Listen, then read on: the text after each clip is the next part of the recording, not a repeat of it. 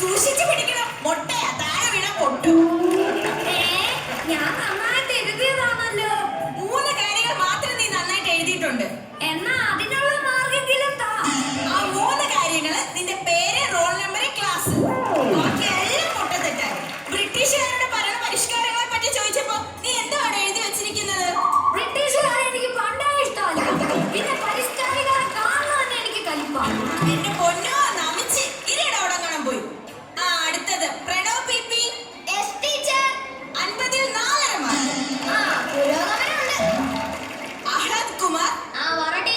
നിനക്ക് ആഹ്ലാദിക്കാനുള്ളതുണ്ട്. എന്താ ടീച്ചറെ, ഞാൻ ജയിച്ചാ?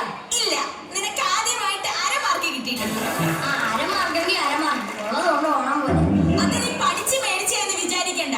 ആ പേപ്പറിൽ എഴുതി വെച്ചിരിക്കുന്ന മഷിയുടെ വിലയാന്ന് കരുതിയാ മതി. അടുത്തത് വരുൺ.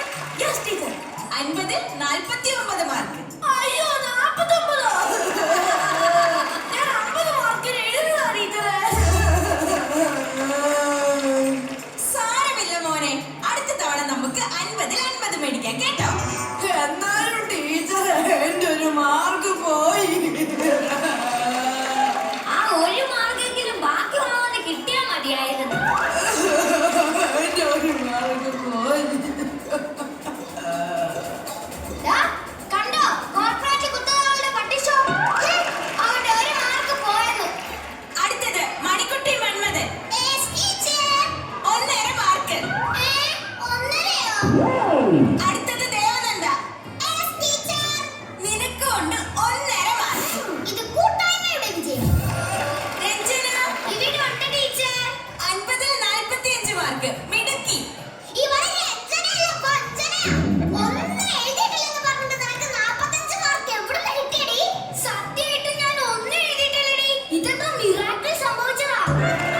സൈലൻസ്. എല്ലാവരുടെയും പേപ്പർ കിട്ടിയല്ലോ. ഇനി ആർക്കെങ്കിലും എന്തെങ്കിലും സംശയം ചോദിക്കാനുണ്ടെങ്കിൽ ആവാം.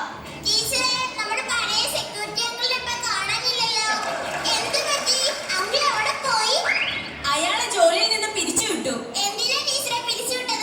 +2ന്റെ പരീക്ഷയ്ക്ക് വന്ന പിള്ളേരുടെ ഹാൾ ടിക്കറ്റ് വലിച്ചു കീറിയതിന്.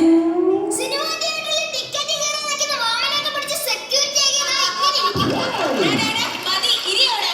പിന്നെ എല്ലാവരുടെയും പ്രോഗ്രസ് കാർഡ് തന്നെ വിടും. വീട്ടിൽ കൊണ്ടുപോയി രക്ഷകർത്താവിന്റെ ഒപ്പിടിപ്പിച്ചിട്ട് നാളെ തന്നെ തിരിച്ചു കൊണ്ടുവരണം. ടീച്ചർ, എന്റെ അച്ഛനും അമ്മയും ഗൾഫിലാ. അതിന് എന്റെ പ്രോഗ്രസ് കാർഡ് ഫേസ്ബുക്കിൽ പോസ്റ്റ് ചെയ്തിട്ടേ അച്ഛനെ ഒന്ന് ടാഗ് ചെയ്യാവോ? അച്ഛനെ ടാഗ് ചെയ്യാനോ? എന്തിന്? അച്ഛനോടെ ഒപ്പ് കമന്റ് ബോക്സിൽ ഇടാൻ പറയാം.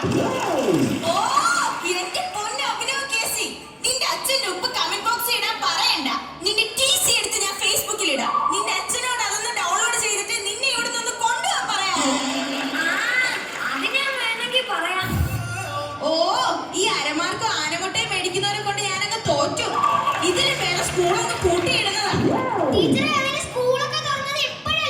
അതെ, 1 മണിക്കൂർ ഓൺലൈൻ ക്ലാസ്സിൽ ഇരുന്നിട്ട് 1ാം റാങ്ക് മേടിക്കാൻ എന്റെ അച്ഛന്റെ പേര് ഡിങ്കണ്ണൊന്നും അല്ല. ശരി, ഇപ്പൊ സ്കൂള് തുറന്നല്ലോ. അടുത്ത പരീക്ഷയ്ക്ക് നീ നല്ല മാർക്ക് മേടിക്കുമെന്ന് ഉറപ്പാണോ? വലിയ ഉറപ്പൊന്നുമില്ല. പ്രതീക്ഷയുടെ അമിതഭാരമില്ലാതെ ടീച്ചർ പേപ്പർ നോക്കിയാൽ ചിലപ്പോ ഞാൻ രക്ഷപ്പെട്ടേക്കും. എന്റെ പൊന്നു